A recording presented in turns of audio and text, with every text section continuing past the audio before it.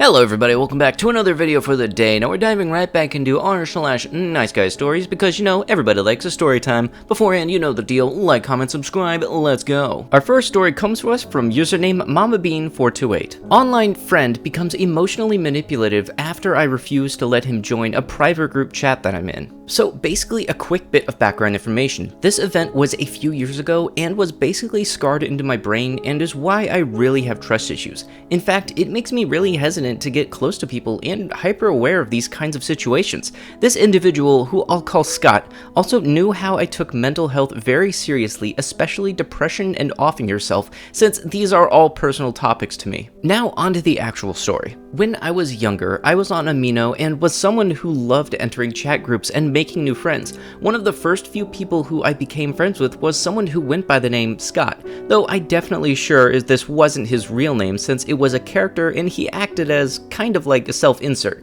Basically, me and this guy eventually became friends with me to the point where he was rather clingy. I didn't think of it much though. He then found out I was in a public chat with a bunch of other friends that I had become rather close to and who I am still close friends with a couple of years later. He entered and started causing quite a stir to the point where my friends and I closed the chat group and made it private so we could all enjoy talking together without his antics. Of course, this made Scott upset. He felt sad that I wasn't able to bring him in and promised that he would change since he admitted that he was a bit out of line. I talked to my friends a bit in private about it, asking if I could add him. They said that he had one chance left as long as he didn't go into the sensitive topics that we all had. I invited him to the chat and everything was going okay for about the first 10 minutes. He then started verbally harassing my friends, saying that they were jerks for kicking him in the first place. Obviously, I was really annoyed that he was attacking my friends like this, so I removed him from the group. My friends thanked me and told me to block him, which I really wish I had. Before I continue, keep in mind that I was 15 years old when this situation occurred. He then messaged me about not being in the chat in a similar fashion shown below. I don't entirely remember the details, mostly because I deleted the chats last year to move past this. Why did you remove me from the chat? You were being mean to my friends, and I don't appreciate that. I also told you the rules before we let you in, and you said that you would follow them, and you didn't. Oh, come on, it was just a joke, LOL. It didn't come across that way, LOL. So you're gonna let me back in, right? No, LOL, but I'm still friends with you. Wow, I can't believe you would do that. I thought we were friends. I said we are, I just don't like it when you're rude to my other friends. I'm just so hurt. This already made me, never mind. Made you what? The situation went back and forth like this for several hours. I even told my friend group about this. They all knew what was going on and wanted to block him. However, after talking a couple of close IRL friends down from offing himself, I always took every situation like this seriously and wasn't sure if he was telling the truth or not. He kept talking about how he is hurting himself and how he was going to off himself.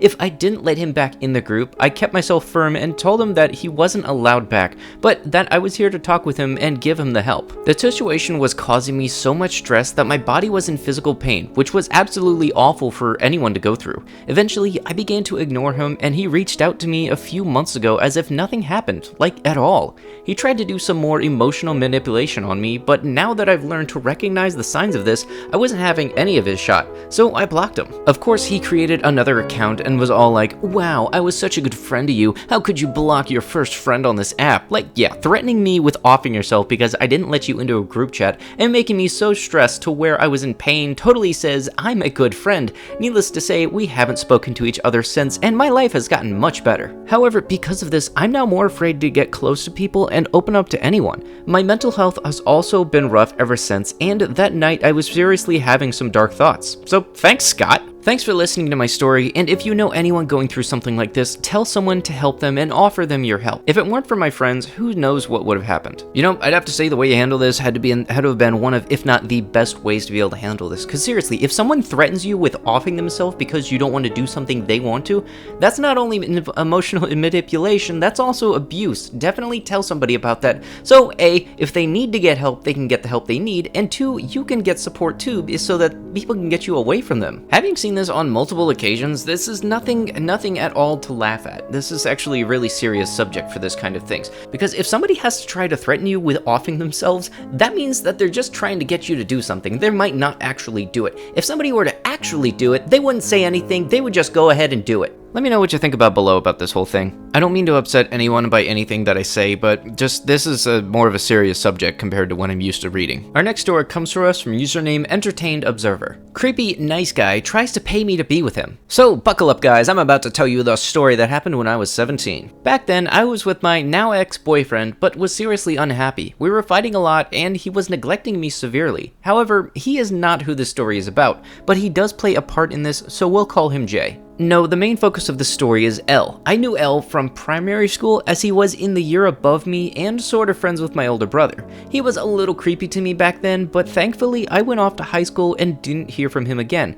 That is, until the start of our story. One day I was just chilling at Jay's house when I got a Facebook message. My phone pinged as I was cooking and I put down the utensil in my hand to take a look. It was L. Here's how our conversation went. No, paraphrase as this was almost 5 years ago now, so I don't remember exactly how it went. Hey M, how are you doing? It's been a while since I've seen you. Yeah, hi L, I'm doing alright. Good. Listen, do you want to come smoke up with me sometime soon? I've got some really good shot. At this, I was hesitant. I had never smoked anything before and was a little tempted to try it because at this time, my home life took a turn for the shoddy again. But there was no way in heck that I was going to go alone with L to be in an altered state of mind. That's okay, I know some people who are great company, and I think you know them too. Unfortunately, I made the mistake of agreeing. A few days roll past and L tells me about 6 of his friends agreed to come with us so we wouldn't be alone. Being 17 and a bit naive, I agreed to meet them at the local park after it shut. I entered the park and heard them, spotting a lot of smoke coming from a little shed behind some of the trees just off the walking path. I head over to them and open the door, only to find L sitting in there with 6 guys who I had never seen in my life. Closing the door, I decided I had changed my mind and turned my butt around to leave, but looked back when I heard L shouting my name and one of his friends, female, says something that left me shocked. Man, look at that little piece of butt. Elle, I could watch her walk away from you all day. I gave a horrified look and kept walking, going faster than before and almost sprinting by the time I got to the edge of the park. I went home, locked the door, and tried to forget about it after texting Elle to tell him not to contact me again because I didn't know what the heck he was thinking. The silence after that message lasted but a few days until his text started. This time, I was out for a walk around town as I had to run some errands. So why did you just run off like that? I felt so uncomfortable. I told you I wanted to be around people I know, and that you tried to get me to smoke in a shed full of guys I don't know. Communication cuts off again for about 2 weeks, and then suddenly this happens. Look, I'm seriously depressed and I need you. What do you mean? I mean, you make me feel better, and I need you to be my girlfriend. What? When I'm around you, I just feel so happy and cared for. Please just let me take you on a date once. What the heck, Elle? You know I'm with Jay, and what do you mean when you're around me? We haven't been around each other properly in years, and we haven't hung out, so I don't know how you get the you love me and care for me vibe, or whatever from me, but I'll assure you it's not, so no. But I would be so good for you. Compared to Jay, I'm such a nice guy. I would make you so happy and you don't even know it. I said no, Elle. Leave me alone or I'm telling Jay about this. Wait, what if I give you 3/4 of my weekly pay? My answer stays the same. 2 days later, while I was at Jay's house, there was a knock on the door and an envelope was dropped in. To his word, Elle had dropped in what looked around 3/4 of a weekly wage, around 175 pounds. We drove up and dropped it in his letterbox and left. I want to say that I haven't heard anything about him since, but recently a friend sent me an article about him in the paper saying he was on trial for posting revenge off-brand of a girl that wouldn't sleep with him. You know what? That last part definitely he deserves, because honestly, that's a federal crime. And look it up. It actually is a federal crime. You know, you just gotta love the stories where the result in the end is basically the trash taking itself out. You just gotta love those. You know, honestly, when it comes to the whole these people you know thing, I would ask them who exactly it is that they know that I know also. Hopefully nothing along the lines of that creepy service in the future. Like, I really do hope the best for you. Our last story comes to us from username Poland. Coworker tried to get my boyfriend arrested for assault because he had a crush on me and I rejected him. I sure hope y'all like wild, happy, nice guy stories, cause boy, oh boy, have I got a doozy for y'all today. I, 25 male, write copy for a relatively small advertising company, mostly creating slogans for print/web ads